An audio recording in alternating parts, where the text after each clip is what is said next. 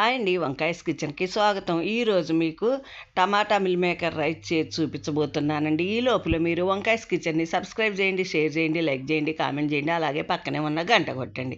దీనికోసం ముందుగా మనము టమాటా మిల్ మేకర్ రైస్ కోసం ముందుగా మిల్ మేకర్ని ఒక 10 నిమిషాల ముందు చల్లనీళ్ళల్లో నానబెట్టుకోవాలి. ఆ తర్వాత మనం మూకిడి పొయ్యి మీద పెట్టుకొని కొద్దిగా నూనె వేసి 2-3 పచ్చిమిరపకాయలు, టమాటాలు వేసి మగ్గనిచ్చాలన్నమాట. అవి మగ్గిన తర్వాత ఈ టమాటాలని ఒక మిక్సీ జార్లో తీసుకోవాలి.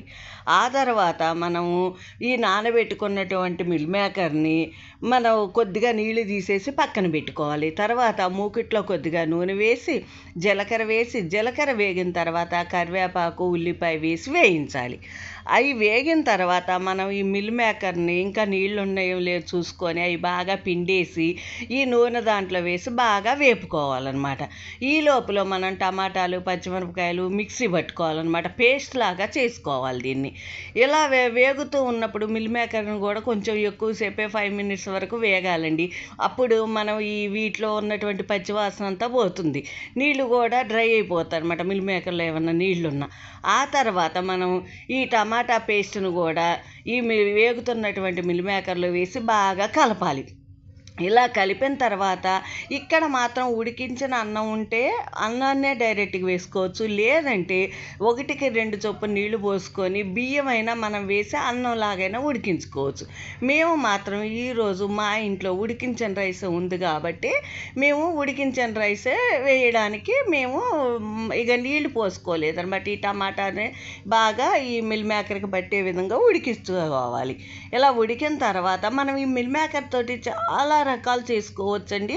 నేను ఒకటి తర్వాత ఒకటి వీడియోలన్నీ కూడా ఎన్నెన్ని రకాలుగా చేసుకోవచ్చు ఈ మిల్ మేకర్ని మీకు చేసి చూపిస్తాను. ఇది అంతా కూడా లేడీస్కి మిల్ మేకర్ చాలా మంచిది అని చెప్పి, పిల్లలకి మంచిది, మంచి ఫుడ్ అని ఇప్పుడు చెప్తున్నారు కదా. మీకు ఎన్ని వెరైటీలు కావాలో అన్నీ నేను మిల్ మేకర్తో చేసి చూపిస్తాను. కంపల్సరీ నా వీడియోలు అందరూ చూడండి, నా ఛానల్ని సబ్స్క్రైబ్ చేసుకోండి. ఆ తర్వాత ఇలా ఉడుకుతున్నటువంటి మిల్ మేకర్లో మనం ఉప్పు, కారం, గరం మసాలా వేసి బాగా ఉడికించాలి. ఇలా ఉడికిన తర్వాత మనం దీంట్లోనే అన్నం సరిపడా మనకి ఎంత కావాలో అంత చూసుకొని అన్నం వేసుకోవాలి. అన్నం వేసి బాగా వేపుకోవాలన్నమాట.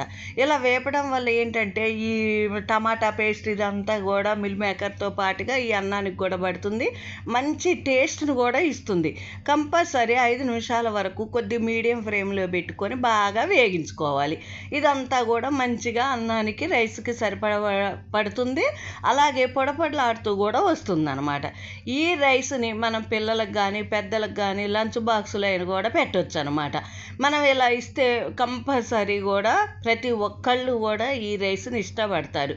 కంపల్సరీ ఈ టైప్ ఆఫ్ మిల్ మేకర్ రైస్ని అందరూ ట్రై చేయండి. ఎలా ఉందో టేస్ట్ చేసి నాకు కామెంట్ చేయండి ప్లీజ్.